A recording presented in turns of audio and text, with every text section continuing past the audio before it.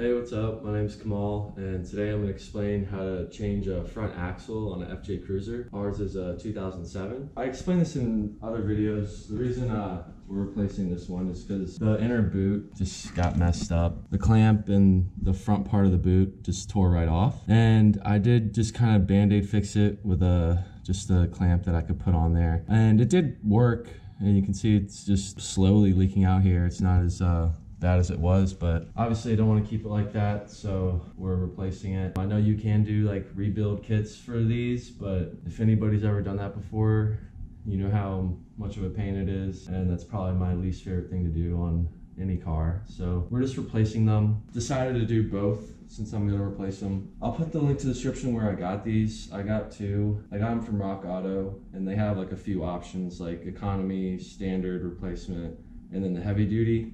I got the heavy duty ones. These were 60 bucks a piece, so it's really not that bad for replacing an axle. The cool thing about the heavy duty ones is I was reading that the rubber boots on these are a little better material, so they're less likely to break. So the first thing you gotta do is, we have a lot of the car apart. Obviously you don't have to take this much off. But the first thing you wanna do is get the car on jack stands, and on this front underbody panel here, you can see how it has this little circle here. That's where you want to jack up the front of the vehicle. Once you get the front of the car jacked up, obviously you just got to put some jack stands under here. And we just put them right on the frame here. Just in that area. It's safe. Once you lower it, you can try to shake the car, just make sure it's solid. Then the next thing you want to do is take your wheels off, and also explained in a previous video, I had put these 2-inch wheel spacers on. On the rears, I did put Loctite just to make sure they stayed on well. On the fronts, I didn't because I knew we were going to be doing this soon. First thing we have to do here is get this dust or grease cover off, I guess is what you call it. And on both sides, see how there's this little area that's kind of dipped in right there? So what I'm going to do is just put this chisel in that area and just kind of hammer it in, and then just kind of like pry the cover off. All right, so once you get the dust cover off, you can see the axle coming through here with the axle nut. The first thing you gotta do is just get the cotter pin out and then remove the axle nut. We already did the other side, and you can see the one on the other side was a little different. I think the one on the right had been replaced before, or this one, I'm not really sure. So depending on if it's original Toyota or aftermarket, you might see different things under here. But you just gotta, I just have needle nose pliers. We're gonna straighten out these the cotter pin, and then you just kind of pull it through the bottom. This particular one has this like cover on it.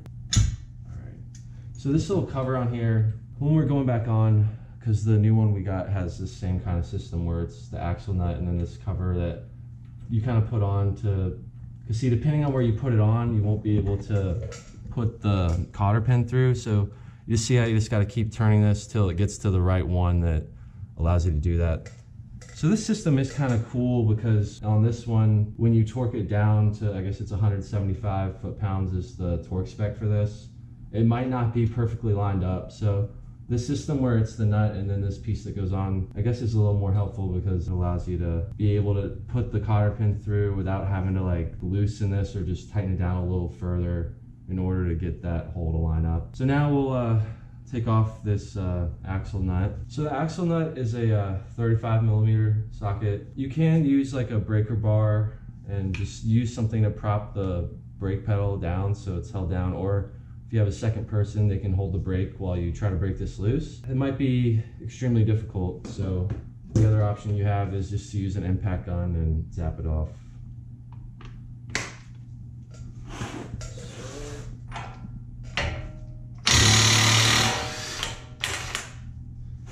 So once you get this nut off, you'll see the axle actually is already moving a little bit, which is nice. If this is kind of seized in here, see you have this little hole in here. And if you do have like a impact kind of hammer gun, you can like choose like the needle nose accessory and stick it in there and kind of hammer it through. But the other side came out without having to do that, and it looks like when I zapped this off, this did move a little bit, so I think we'll be okay.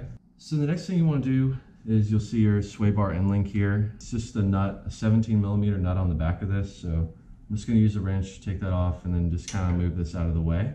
So once you get that off, you can just pull it out and just kind of set it up here on the rotor. The next thing we're gonna do is remove the there's two bolts under here There's two 19 millimeters front and back. So we're gonna loosen those, and then that'll release the whole spindle and we can move it out of the way. You also have this nut here for like the lower ball joint. We're gonna do these two. I guess some people might wanna do this one with the cotter pin in here. Once you get the cotter pin and release this nut, I mean, you are gonna have a hard time getting this out because it's kind of like tapered and press fit in here when you snug it down. So if some of you are considering doing this one, I wouldn't recommend it. I'd recommend doing these because you're gonna have a hard time with this one. But if some of you for some reason want to do this one, that's okay, but just be careful. You see here, it's actually kind of interesting how they made it like this, where the threads are kind of recessed, because a lot of people, when they get to this point where they have all this off and it's not coming out, they'll want to hammer on here. The only problem with hammering on this is it's going to mushroom, and then you'll have trouble threading and getting your nut back on. So if you just release these two bolts, it's going to be a lot easier on you. So these are just 19 millimeters, so that's what we're going to do next. So after getting these off, the next thing we're gonna do is get the tie rod off. But I leave this on for now because that way when I broke these loose, the spindle and everything didn't want to turn on me because the tie rod kind of keeps it from doing that. And when I loosen these, I'm kind of alternating back and forth between the two. Because I know it's kind of hard to tell, but if you take one out and the other one in, it's gonna like be tweaked really far one way or the other. It might make the other one more difficult to come out, so I kind of just alternate between the two bolts, going back and forth, so it comes off in an even way instead of having it like tweaked like that. So as you can see, once those two bolts came out, see how this kind of just like lifted itself up. I didn't do like anything with it yet. It just popped up like that on its own. So when you're taking those bolts out, you don't really have to worry about like, oh, like once I get this one all the way out, it's gonna like fly everywhere. It's not. It's still gonna be secure. So the next thing, see here, we just bend this cotter pin back, pull the cotter pin out, and take this nut off for the tie rod. Just use a 19 millimeter socket and break this one loose. Depending on how recently these have been off, you might have to use a hammer and kind of hammer on this because it's kind of the same thing like the ball joints. You can hammer like on the side of this here. And then also I have like a rubber mallet and you can like lightly tap on here. You don't really want to use a hammer and like be banging on this because you could kind of actually bend this a little bit or just make an imperfection in it. So just take your time and hammer here and then rubber mallet on here lightly. So we just got the tie rod out, but with hammering on it and stuff, it didn't want to go. So instead of just wailing on it and going crazy, I used the impact hammer I was telling you guys about earlier. So this is the gun and this is the attachment that you would use to put in here if this was stuck. But we had the problem with the tie rod. So what I did was just put the nut back on it because this thing wasn't budging. So just put it onto like right there. And then, so this was up like this and then just held this in the middle. The reason for putting this back on is so it doesn't slip off and then you don't basically like impact all the threads off. So you put the nut back on there just for protection from messing up the threads, and then just pulled the trigger and eventually it just released itself. You shouldn't have that much trouble with the tie rods, but if you do, that's how you can get them out. And if you don't have an air compressor in this, like I said, just keep hammering right on here, because I think this flat area is actually meant for that, because this is slightly tapered, so it's kind of like presses itself in there. The other thing you can see I did is just put an extra jack under the rotor here just to support all this while we tried hammering, and then ended up using this to get the tie rod off. So once you get your tie rod out, you can see how this all moves. So you can see I'm actually just able to press that out with my thumb there. So you want to just kind of swing all this out to the side. Try to use this again just to kind of, I know it's not like perfect, but kind of just support it out of the way. I guess we'll kind of lift it up a little bit. So you just want to hold all that out of the way, and see now we have our axle loose. So the last thing to do now is just use a pry bar and hammer from the inside to hammer it out. We'll show you that next. So now we're like under the vehicle. You can see this is the axle here. And you can see like these little lips here. So what I do is I put a pry bar on it and just hammer from the back with my mallet. I guess some people might want to like try to do it like this and pry it off. Yeah, you can do that, but I prefer to just use these things they kind of give you to hammer them out. So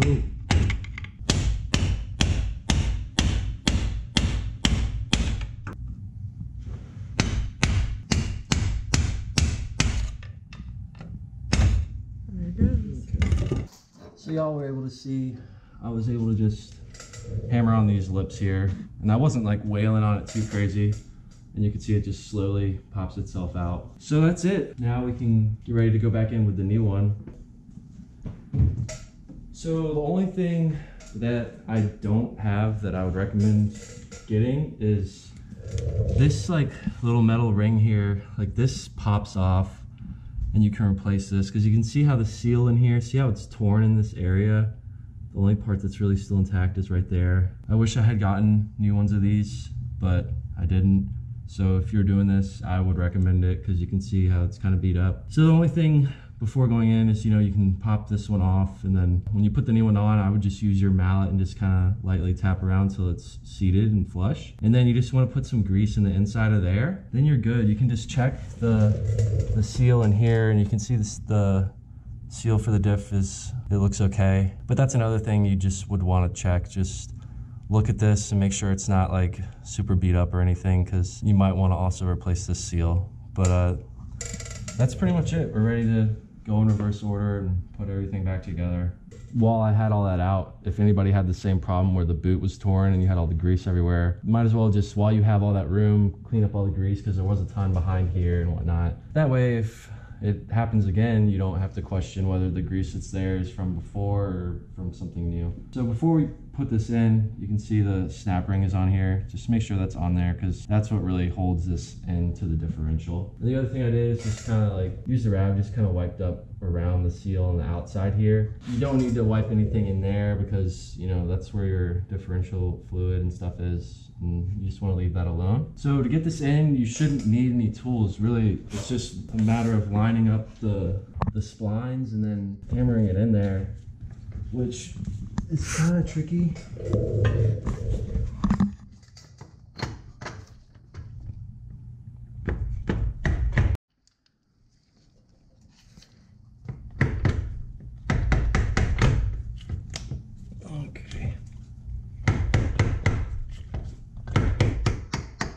All right, y'all see that? How it kind of got started. I kind of have to like support it here to just keep it parallel. But yeah, I don't know if you could hear that like little snap, but it did snap into place. And that's what I'm saying. You just kind of like hammer it in with the axle itself. And then you can kind of look in here and you see how that metal ring that was on the end is now flush with the outer edge of the differential here. So that's how you can know it's in there. And then you can even try to like pull it out. You can see it's locked itself in there. So it took a little bit of time. That's probably one of the more difficult parts of it. You just gotta like, if you're just holding it from out here, it's gonna be difficult. You kind of have to get your hand in here to hold the end of it kind of parallel so the splines can go in. Now what we'll do is swing this back around. Like I said, I would definitely recommend getting this piece because kind of sucks we don't have it. This metal ring here is going to go around the outside of this one, and then these seals are sitting in here. Like this smaller one rests in here and the larger one rests on the outer part. So I'm not going to worry about not replacing this, but it's probably a pretty cheap part, so I would definitely recommend doing it. It's a good idea. So next thing I'm going to do is just pack some grease in here, and then we'll swing this around, get this through, and then just start putting everything back together.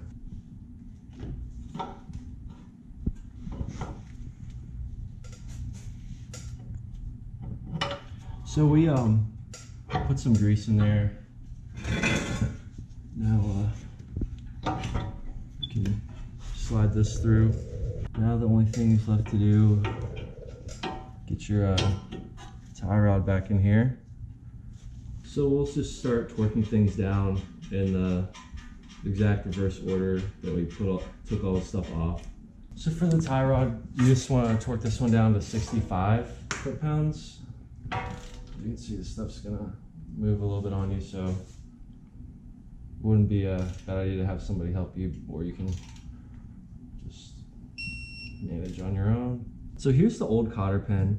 I did go get an assortment of cotter pins from Advanced Auto Parts, because the one on the other side, when bending this back, the metal was super weak and it actually broke off. So if any of them are in pretty rough shape like that, you can just go get this assortment. I guess that's like the part number. And then it's just Dorman. Comes with 15, you can see it has a whole assortment of different sizes. And as you can see, this is like the same one as the tie rod one, which we used on the other side. It's not a bad idea to replace those. So this is a good example of what I was talking about with the axle nut, is you see how this piece is actually blocking the hole when I torqued it down. So basically, yeah, you could decide to loosen it up, but obviously the better option is just to tighten it past that point. So it'll line up. And just a little more. Let's see.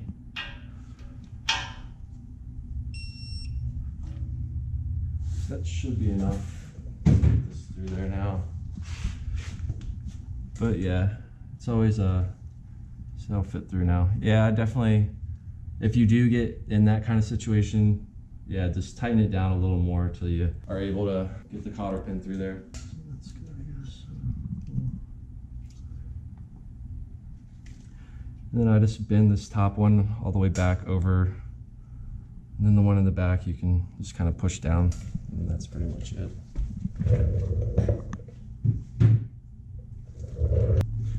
So the next thing we have are these two bolts that you also go in here and attaches to this. Yeah, you can see how there's like that gap there now. So it's a little bit tricky. You're gonna have to kind of like push down on this in order to get them close to do that. And then the other thing you could do is use a jack, which we'll probably do that real quick. And just put a little bit of pressure on this to bring that up as well, so it's not as difficult. The only thing, if you are gonna jack this up to bring it up closer to this, is you need to watch your jack stand under here, and just make sure that the frame doesn't start lifting off this jack, just for safety reasons. So you guys can see this piece on the ball joint moves around, but you can see how that gap closed a lot just by using the jack and pushing up on that lower control arm a little bit. So now, see, when you push down, it's much closer and a lot easier on you. The other thing to note is we do have like a 3-inch leveling kit on here. So you can see how this McPherson strut's actually holding the control arm lower. So if your FJ is still stock, then you might not have this issue and it'll be a lot easier. But since you do have this puck in here to increase the height a little bit, it does make closing that gap a little bit more difficult. But as you can see, it really wasn't hard to fix that issue just by putting a little pressure on it. So now we can get these bolts started, and definitely would recommend starting these by hand.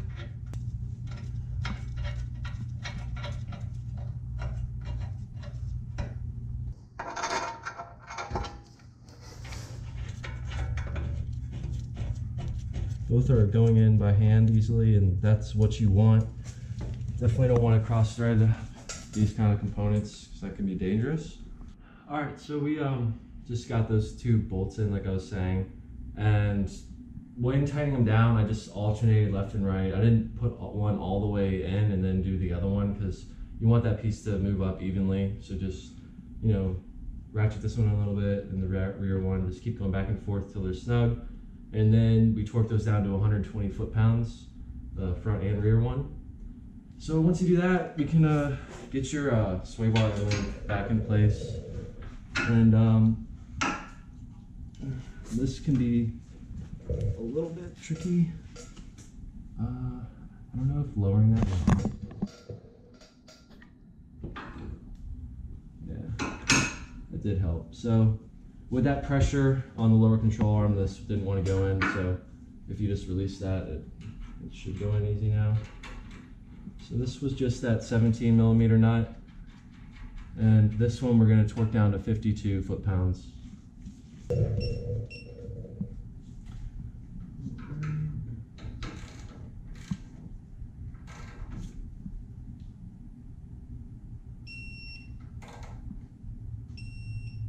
right, so once you have all that on there, the last thing to do is just put your axle nut on here, which I was explaining to y'all earlier was 175 foot-pounds. So in order to torque this one, you're gonna need to use a prop to hold the brake pedal down, or just have a second person push down the brake pedal for you. So we just torqued the axle nut down, and to be honest, I went tighter than 175. It was more like 200 foot-pounds. That's just because when I was tightening it, that's what felt right. So just use your own judgment on that. If you're worried about it, you shouldn't be, because most people, when they put these on, they're hammering it on with their impact, and who knows how tight that is. And that's probably why so many of these are so difficult to get off. So if you want to go a little tighter than 175 like me, just go for it, it'll be fine. So now when you put this on, like I was explaining earlier, you see how the hole right here isn't lined up. So if you just like shift it around, eventually it'll see that one lines up perfectly. So do that, and then you can just put your cotter pin through here, and then you're gonna just use your pliers to and you just wanna bend this around so there's no way this thing can work its way off. And then with the one in the back, I mean, I think a lot of them were just left straight, but I'm just gonna bend that one actually just a little bit to the rear, just like that, so it just holds in a little better. And then the last thing to do, where we started, is just with this like dust cover or grease cover, just kind of push it in by hand, and then just use a rubber mallet just to make sure it's flush all the way around. And then that's it. Next thing we're gonna do is put the wheel spacers on, the wheels on, and then just go drive it and make sure there's no weird noises or issues. So when you do drive it after, just, yeah, I would crank the wheel all the way left and right, just in the parking lot, moving slowly.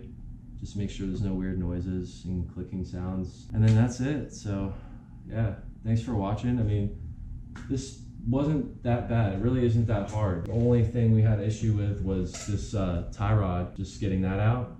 But when it comes to those bottom bolts and stuff, you guys saw, if you just use your jack and just get it positioned right. I mean, I threaded those in by hand. So if just something's fighting you, just kind of just take your time and move things around, because you really don't want to force anything into place, because that's when you'll have like safety issues. So I hope this was helpful to anybody doing this job.